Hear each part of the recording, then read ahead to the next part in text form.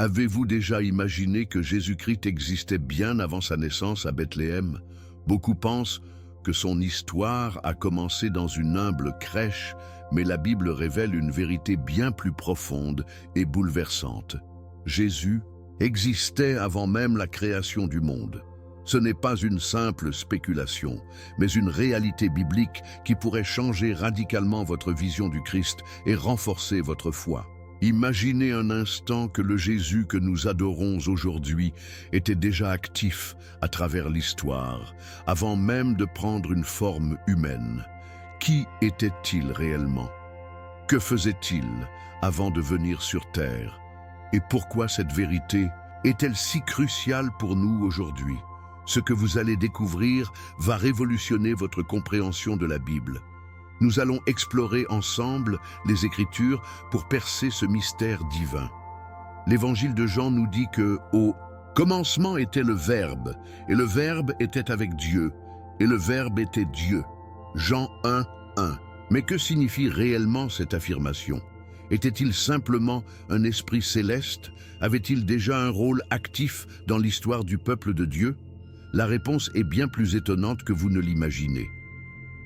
Des prophéties anciennes, aux écrits juifs mystiques, en passant par des apparitions mystérieuses dans l'Ancien Testament, tout pointe vers une seule vérité. Jésus n'a jamais eu de commencement. Il était, il est et il sera éternellement. Pourquoi est-ce si important pour vous? Parce que si Jésus a existé bien avant son incarnation, cela signifie que son plan pour l'humanité a été préparé depuis l'éternité. Votre vie, votre salut, votre destinée, rien de tout cela n'est un hasard. Dieu savait que vous seriez là aujourd'hui, cherchant des réponses, voulant comprendre qui est réellement Jésus, et ce que nous allons révéler dans cette étude biblique pourrait transformer votre relation avec Dieu d'une manière que vous n'auriez jamais imaginée. Mais pour cela, il est essentiel que vous restiez jusqu'à la fin, car chaque détail compte. Avant de commencer, dites-moi dans les commentaires, avez-vous déjà entendu parler de la préexistence de Jésus? Pensez-vous que cela pourrait influencer votre foi d'une manière nouvelle? Laissez votre réponse et partagez vos réflexions. Et surtout, si vous croyez que la Bible contient des vérités profondes qui doivent être révélées au plus grand nombre, abonnez-vous dès maintenant et activez les notifications pour ne manquer aucune révélation qui pourrait fortifier votre foi. Préparez-vous, car ce que nous allons voir aujourd'hui va vous amener à un tout autre niveau de compréhension spirituelle. Depuis des siècles, la figure de Jésus-Christ intrigue et fascine. Pour beaucoup, il est le Messie venu sur terre pour sauver l'humanité. Mais la question de son existence avant sa naissance à Bethléem est rarement explorée.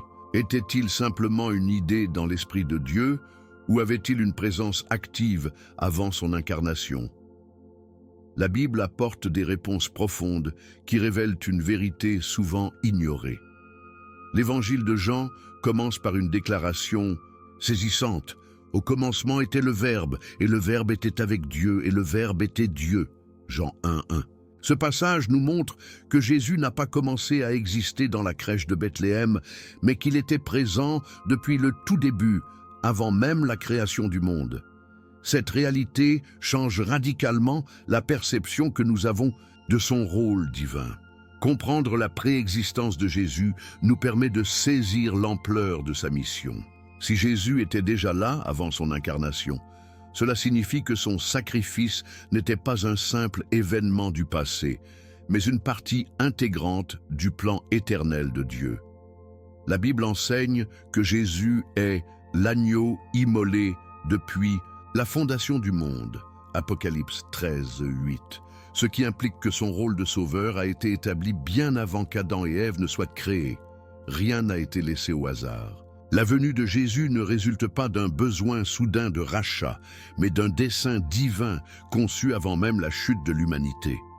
Son existence préincarnée nous révèle un Dieu qui maîtrise l'histoire et qui, dès le commencement, a prévu la rédemption de son peuple. Si Jésus existait avant de naître, la question suivante est incontournable. Où et comment s'est-il manifesté avant son incarnation? En parcourant l'Ancien Testament, nous découvrons des apparitions mystérieuses qui intriguent les érudits et les croyants. Plusieurs figures énigmatiques semblent avoir une nature divine et sont souvent identifiées comme des préfigurations de Jésus. Le personnage de Melchisédek, par exemple, est un roi et prêtre sans généalogie, décrit dans Hébreux 7 comme ressemblant au Fils de Dieu. De même, l'ange de l'Éternel, qui apparaît à plusieurs reprises dans l'Ancien Testament, parle comme Dieu lui-même et accepte l'adoration, un privilège réservé au Seigneur seul. Ces manifestations soulèvent une question fascinante. Jésus aurait-il déjà interagi avec l'humanité bien avant son incarnation? L'Ancien Testament contient également des prophéties qui confirment la préexistence de Jésus. Dans Ésaïe 9,6, nous lisons cette annonce prophétique, « Car un enfant nous est né, un fils nous est donné, et la domination reposera sur son épaule. On l'appellera admirable, conseiller, Dieu puissant, Père éternel, Prince de la paix. » Ce verset n'est pas seulement une promesse messianique, il suggère aussi que l'enfant qui doit naître a une identité divine et éternelle. Même le prophète Michée 5,2 parle du Messie, en précisant que ses origines remontent aux temps anciens, au jour de l'éternité. Ces passages confirment que Jésus n'est pas apparu subitement dans l'histoire, mais qu'il est l'alpha et l'oméga existant depuis toujours et pour toujours. Cette révélation a des implications profondes pour notre foi. Jésus n'est pas seulement un personnage historique, il est l'éternel Fils de Dieu, le Verbe incarné, présent avant la création et impliqué dans le dessein divin bien avant sa naissance terrestre. Comprendre cette vérité renforce notre confiance en Dieu et nous invite à voir Jésus non seulement comme un sauveur du passé, mais comme une présence active et vivante dans nos vies aujourd'hui. Mais si Jésus était là avant de venir sur terre, quel était son rôle dans la création du monde? Explorons cette question essentielle dans la suite de cette étude biblique. Dès les premières lignes de la Bible, un mystère fascinant se révèle. Jésus-Christ était présent à l'origine de tout ce qui existe. Au commencement était le Verbe, et le Verbe était avec Dieu, et le Verbe était Dieu. Tout a été fait par lui, et rien de ce qui a été fait n'a été fait sans lui. Jean 1, 1, 3. Ce passage fondamental nous montre que Jésus n'est pas seulement le Messie venu sur terre, mais aussi le Créateur lui-même, à l'œuvre bien avant son incarnation. Il ne s'agit pas simplement d'une figure secondaire dans le plan divin, mais du maître architecte de l'univers. Cette vérité est confirmée par Colossiens 1, 16. Car en lui ont été créées toutes les choses qui sont dans les cieux et sur la terre, les visibles et les invisibles. Tout a été créé par lui et pour lui. Chaque étoile, chaque montagne, chaque souffle de vie a été conçu par le Christ, bien avant qu'il ne prenne une forme humaine à Bethléem.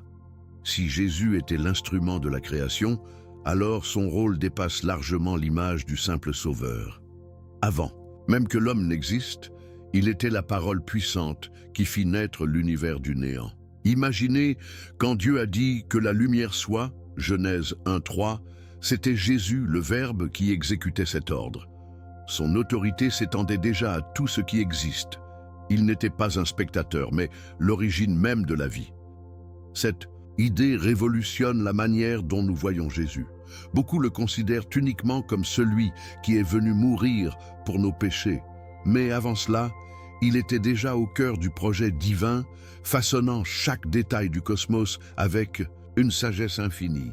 Chaque rivière, chaque océan, chaque battement de cœur humain porte son empreinte divine.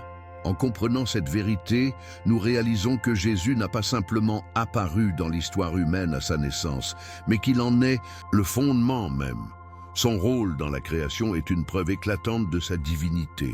Seul Dieu peut créer à partir de rien, et pourtant, la Bible affirme à plusieurs reprises que tout a été fait par Jésus.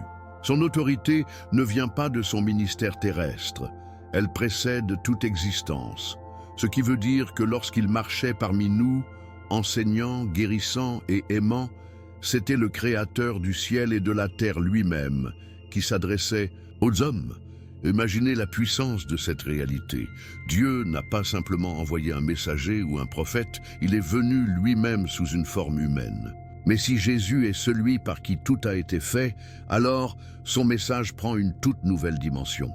Nous ne parlons pas d'un simple rabbin ou d'un sage, mais de celui qui a formé l'homme de ses propres mains.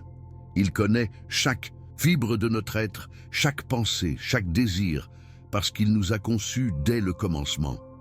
Voilà pourquoi ces enseignements ne sont pas de simples conseils spirituels, mais la vérité absolue, celle qui gouverne l'univers entier. Rejeter Jésus, c'est rejeter celui qui nous a donné la vie. C'est nier notre propre origine. Voilà pourquoi son appel à la foi est si crucial.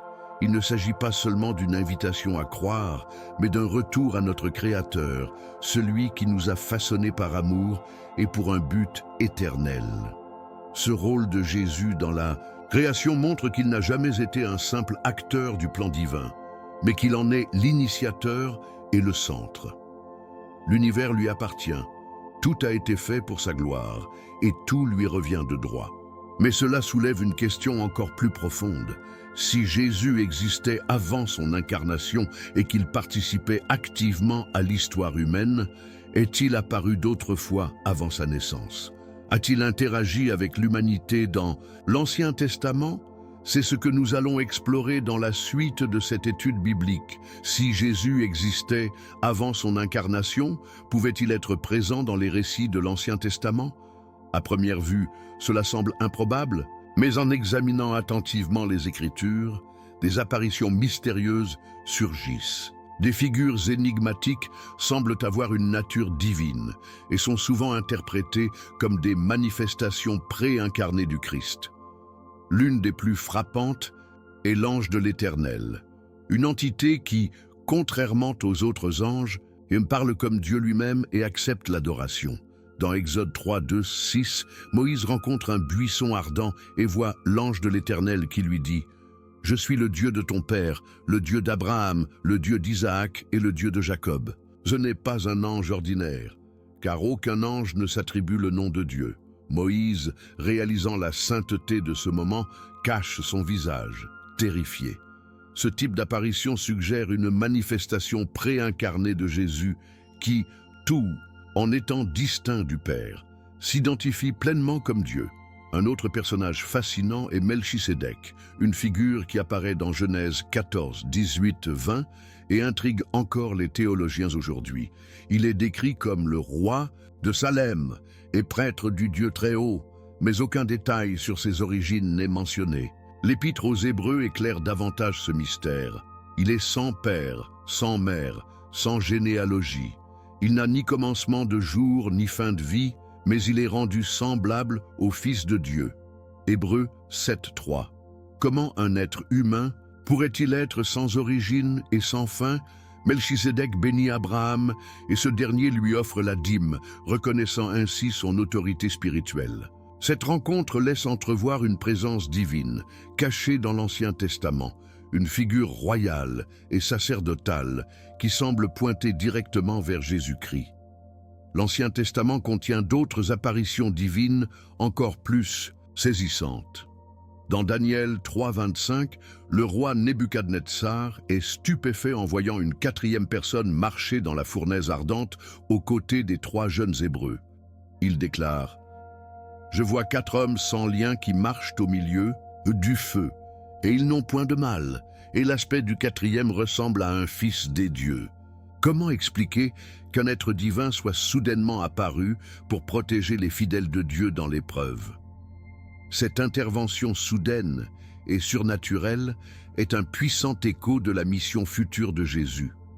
Être le Rédempteur et le protecteur de ceux qui lui sont fidèles. Ce passage nous enseigne que même avant son incarnation, Jésus était déjà aux côtés de son peuple, marchant avec eux dans la souffrance et les délivrant du mal. D'autres moments clés de l'Ancien Testament évoquent des rencontres divines qui portent l'empreinte de Jésus. Lorsque Josué se prépare à conquérir Jéricho, il rencontre un personnage surnaturel qui se présente comme le chef de l'armée de l'Éternel. Josué 5, 13, 15. Cet être commande à Josué d'ôter ses sandales. un ordre similaire à celui donné à Moïse au buisson ardent. Josué se prosterne devant lui, et contrairement aux anges qui refusent l'adoration, Apocalypse 22, 8, 9, ce chef céleste l'accepte. Ce détail laisse entendre qu'il ne s'agit pas d'un ange ordinaire, mais de Jésus-Christ lui-même, intervenant dans l'histoire d'Israël avant même son incarnation terrestre. Ces apparitions montrent que Jésus ne s'est pas contenté d'observer l'humanité depuis le ciel. Il était actif, impliqué, guidant et protégeant son peuple bien avant sa naissance à Bethléem. Ces révélations bouleversent notre compréhension de la Bible. Jésus ne commence pas à exister avec l'Évangile selon Matthieu. Il était déjà là, interagissant avec l'humanité à des moments clés de l'histoire sacrée. Cela confirme qu'il n'est pas simplement un envoyé divin, mais l'alpha et l'oméga, éternel et omniprésent. Si nous trouvons Jésus agissant dans l'Ancien Testament, alors nous devons nous interroger. Les prophètes avaient-ils conscience de cette réalité? Avaient-ils déjà annoncé cette vérité avant même la naissance du Messie? Explorons maintenant les prophéties sur la préexistence de Jésus. L'Ancien Testament ne se contente pas de prophétiser la venue du Messie, il révèle aussi que son existence précède son incarnation. Plusieurs passages bibliques suggèrent que Jésus ne commence pas son histoire à Bethléem, mais qu'il est éternel, sans commencement ni fin. L'un des versets les plus frappants se trouve dans Ésaïe 9, 6. « Car un enfant nous est né, un fils nous est donné, et la domination reposera sur son épaule. On l'appellera admirable, conseiller, Dieu puissant, Père éternel, Prince de la paix. » Ce verset va bien au-delà d'une simple annonce messianique. Il attribue à cet enfant des titres divins, le qualifiant de Père éternel et Dieu puissant. Comment un enfant à naître pourrait-il être appelé ainsi, si ce n'est parce qu'il existait avant même de venir dans le monde? Ce passage nous révèle que Jésus ne commence pas à exister avec sa naissance, mais qu'il est le Fils éternel de Dieu, présent avant même la création. Une autre prophétie fascinante se trouve dans Michée 5.2, qui annonce la naissance du Messie à Bethléem, tout en précisant ses origines divines. « Et toi, Bethléem Ephrata, petite entre les milliers de Juda, de toi sortira pour moi celui qui dominera sur Israël, et dont les origines remontent aux Tempés anciens, au jour de l'éternité. » Ce texte va plus loin qu'une simple prédiction géographique. Il affirme que le Messie qui naîtra à Bethléem existe déjà depuis l'éternité. Ce détail est capital, car il brise l'idée que Jésus aurait commencé à exister seulement lors de sa naissance terrestre. Cette prophétie confirme ce que Jean écrira plus tard. Au commencement était le Verbe. Jésus n'a pas été créé. Il est l'alpha et l'oméga, celui qui existe depuis toujours et qui continuera d'exister pour l'éternité. L'existence éternelle de Jésus est aussi annoncée dans les psaumes. Psaume 110:1 nous donne une vision surprenante du Messie. L'Éternel dit à mon Seigneur, « Assieds-toi à ma droite, jusqu'à ce que je fasse de tes ennemis ton marchepied. » Ce passage, cité plus tard par Jésus lui-même, Matthieu 22:44, montre que le Messie est déjà présent aux côtés de Dieu avant son incarnation. Ce psaume n'est pas une simple promesse future, il décrit une réalité qui existe déjà au moment où David écrit ces mots. Si le Messie est invité à siéger à la droite de Dieu avant même sa venue sur terre, cela signifie qu'il était déjà actif dans le plan divin, bien avant sa naissance. D'autres prophéties renforcent cette idée. Dans Daniel 7, 13, 14, nous lisons cette vision saisissante. « Je regardais dans les visions nocturnes, et voici, sur les nuées des cieux arriva un fils de l'homme. Il s'avança vers l'Ancien des jours, et on le fit approcher de lui. On lui donna la domination, la gloire et le règne, et tous les peuples, nations et hommes de toute langue le servirent. » Ce passage prophétique ne parle pas simplement d'un futur roi terrestre. Il décrit un être céleste recevant l'autorité suprême de la part de Dieu lui-même. Jésus s'identifiera plus tard à cette prophétie lorsqu'il dira devant le Sanhédrin « Désormais, vous verrez le Fils de l'homme assis à la droite de la puissance de Dieu et venant sur les nuées du ciel. Matthieu 26, 64. Cette déclaration montre que Jésus ne se contente pas d'accomplir cette prophétie, il l'incarne, parce qu'il existait déjà depuis toujours dans les cieux. Ces prophéties ne sont pas de simples coïncidences. Elles nous montrent que Jésus n'est pas un personnage historique qui apparaît soudainement dans le Nouveau Testament, mais un être éternel qui transcende le temps. Les prophètes, inspirés par Dieu, ont parlé de lui des siècles avant son incarnation, révélant sa nature divine et sa préexistence. Mais cette idée ne se limite pas à la tradition juive. Dans le monde gréco-romain, une notion similaire existait déjà, celle du logos, une idée qui prendra tout son sens avec l'arrivée de Jésus-Christ. Approfondissons ce concept et voyons comment il éclaire encore plus la préexistence du Christ. L'évangile de Jean commence par une déclaration qui a révolutionné la théologie chrétienne. Au commencement était le Verbe, et le Verbe était avec Dieu, et le Verbe était Dieu. Jean 1:1. Ce terme « verbe » en grec « logos » est bien plus qu'un simple mot. Il porte un sens profond, enraciné dans la philosophie antique. Pour les Grecs, le logos était le principe divin qui gouvernait l'univers, une sorte de raison suprême qui maintenait l'ordre du cosmos. Jean, en écrivant ces lignes, ne choisit pas ce terme par hasard. Il reprend une idée que les penseurs grecs connaissaient déjà et lui donne une signification plus profonde et plus puissante. Ce logos éternel n'est pas une force abstraite, c'est une personne, Jésus-Christ. Avant même son incarnation, Jésus était le logos divin, l'intelligence suprême à l'origine de la création. L'un des premiers philosophes à développer la notion de logos fut Héraclite, au XVIe siècle avant Jésus-Christ. Selon lui, le logos était le principe rationnel qui gouverne le monde, un ordre universel auquel tout est soumis. Plus tard, les stoïciens adoptèrent cette idée en affirmant que le logos était une force divine omniprésente, animant et structurant toute chose. Jean, en déclarant que le logos s'est fait chair, Jean 1,14, accomplit un acte révolutionnaire. Il annonce aux Juifs que le Messie préexiste depuis toujours, et aux Grecs que le principe divin qu'il recherchait est en réalité une personne vivante.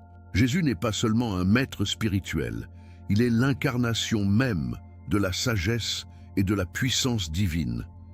L'influence du Logos dans la pensée juive se retrouve aussi dans la sagesse de Salomon, un texte de la tradition juive où la sagesse est décrite comme un être éternel et agissant aux côtés de Dieu dans la création.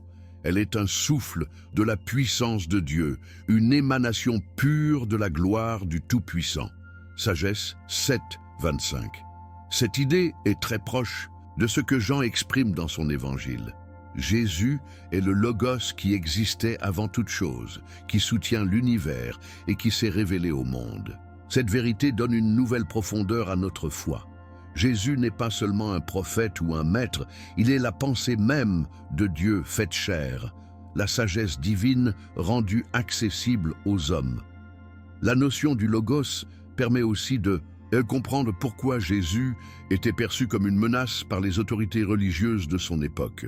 En affirmant être un avec le Père, Jean 10, 30, il ne faisait pas seulement une déclaration théologique, il révélait sa préexistence divine, une affirmation inimaginable pour les chefs religieux juifs.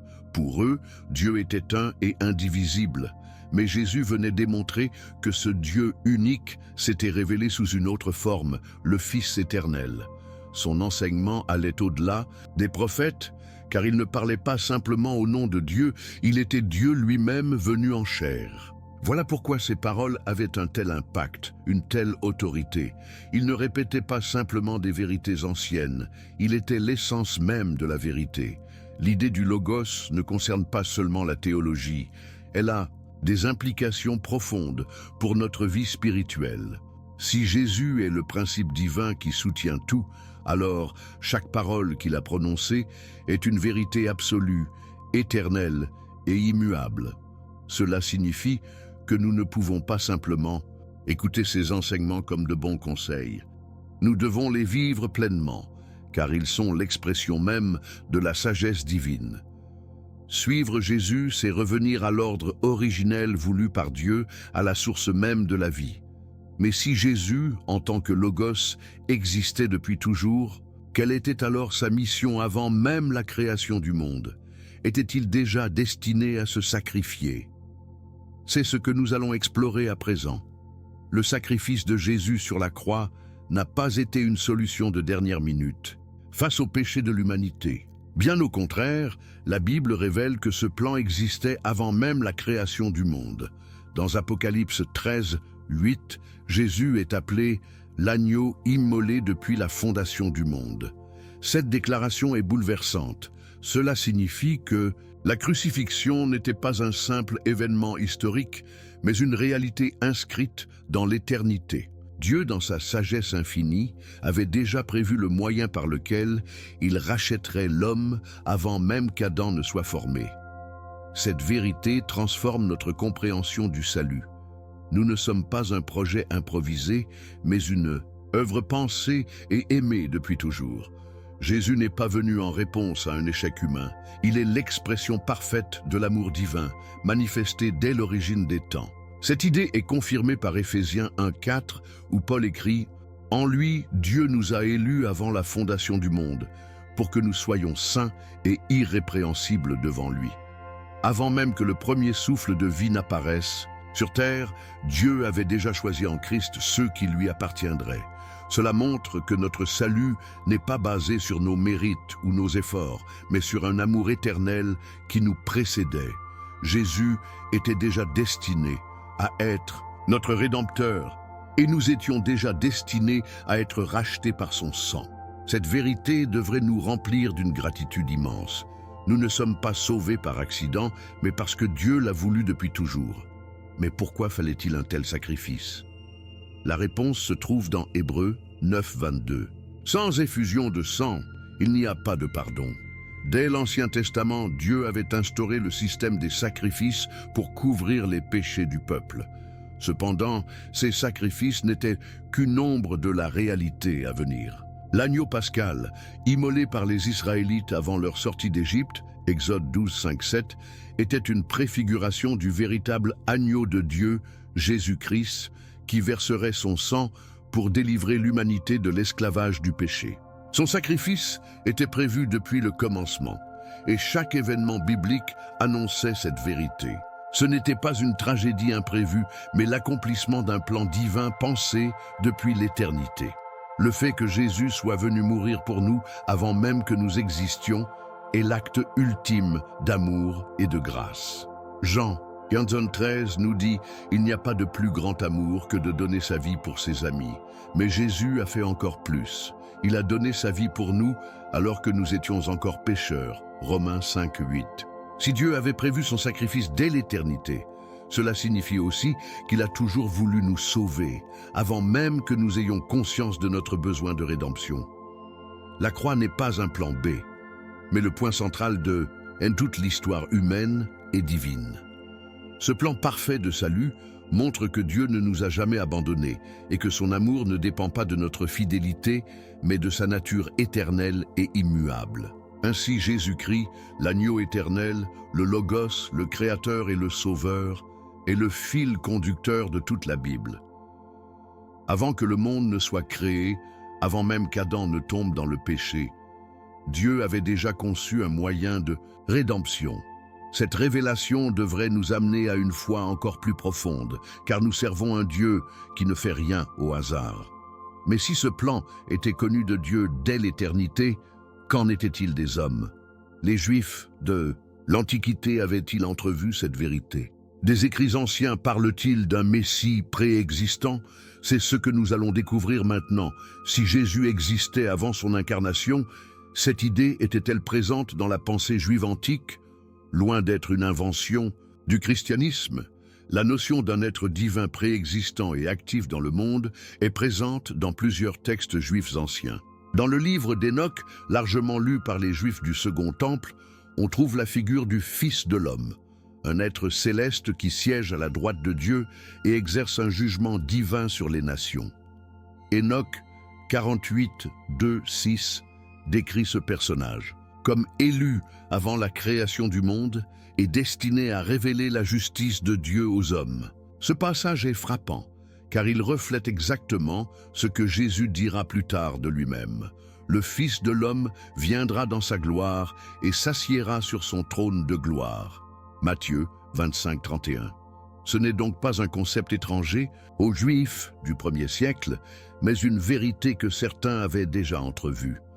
D'autres écrits juifs, notamment les manuscrits de la Mer Morte, parlent de deux figures messianiques, l'un royal, descendant de David, et l'autre sacerdotal, exerçant un rôle spirituel. Ce concept de Messie double trouve un écho dans la mission de Jésus, qui est à la fois roi et grand prêtre. L'Épître aux Hébreux le confirme. Il est souverain sacrificateur selon l'ordre de Melchisédek. Hébreux 5, 10. Ce rôle, sacerdotal éternel, n'est pas un ajout chrétien, mais une vision que certains courants du judaïsme avaient déjà envisagée. En Jésus, ces deux figures fusionnent. Il est à la fois le roi promis et le médiateur parfait entre Dieu et les hommes. Une autre figure énigmatique de la tradition juive est Métatron, mentionné dans le Talmud et la mystique juive. Ce personnage est décrit comme un être céleste, assis sur un trône aux côtés de Dieu, un privilège qui appartient uniquement au Seigneur. Certains passages le présentent comme le petit Yahvé, une appellation qui choque, car elle semble associer un être distinct à l'identité divine. Bien que cette tradition postérieure ne soit pas directement biblique, elle témoigne d'une question persistante au sein du judaïsme. Comment un être divin peut-il exister aux côtés de Dieu sans compromettre son unicité? C'est précisément cette question qui a provoqué tant de controverses lorsque Jésus a affirmé « Moi et le Père, nous sommes un ». Jean 10, 30. Un autre indice de la préexistence du Messie se trouve dans la littérature targumique, et qui est une collection d'interprétations araméennes de l'Ancien Testament. Dans certains Targums, notamment ceux sur Michée 5.2, le Messie est décrit comme un être dont l'origine est depuis l'éternité. Cette formulation correspond exactement à l'idée que nous retrouvons dans le Nouveau Testament. Jean 8.58, où Jésus déclare « Avant qu'Abraham fût, je suis », résonne particulièrement avec cette compréhension juive ancienne d'un Messie existant bien avant sa manifestation terrestre. Il ne s'agit donc pas d'une nouveauté introduite par les apôtres, mais d'une révélation qui trouvait déjà un écho dans la pensée religieuse d'Israël. Ces écrits anciens confirment que l'idée d'un Messie éternel, existant, avant son apparition dans le monde, n'était pas étrangère à certains courants du judaïsme. Cela donne un poids encore plus grand aux affirmations de Jésus sur sa nature divine. Il n'était pas simplement un prophète annonçant le royaume, il était celui qui existait depuis toujours, celui que les Écritures juives avaient laissé entrevoir mais que beaucoup n'avaient pas encore reconnu. Mais que signifie cette vérité pour notre foi aujourd'hui? Comment devons-nous comprendre cette dimension éternelle du Christ dans notre relation avec Dieu? Approchons-nous de cette réflexion en conclusion. Jésus n'est pas seulement un personnage historique qui a marqué le monde par son enseignement et son sacrifice. Il est bien plus que cela. Depuis le commencement, il était là, présent aux côtés de Dieu, actif dans la création, révélant sa présence à travers l'Ancien Testament, annoncé par les prophètes et inscrit dans les textes anciens bien avant son incarnation. Il est l'alpha et l'oméga, celui qui transcende le temps et l'histoire. Comprendre sa préexistence ne change pas seulement notre vision de la Bible, mais transforme notre relation avec lui. Car si Jésus existait avant de venir sur terre, cela signifie qu'il nous connaissait déjà, qu'il avait déjà prévu notre salut et qu'il nous appelait à lui bien avant que nous ne réalisions notre besoin de rédemption. Cette vérité bouleversante nous invite à voir Jésus non pas comme une simple figure religieuse du passé, mais comme une réalité vivante, éternelle et toujours présente. Il est le même hier, aujourd'hui et éternellement. Hébreux 13, 8. Son sacrifice n'a pas été un acte de dernier recours, mais un plan parfait, conçu depuis l'éternité, une démonstration de l'amour incommensurable de Dieu envers l'humanité. Jésus n'a pas commencé à exister à Bethléem. Il est celui par qui toutes choses ont été créées.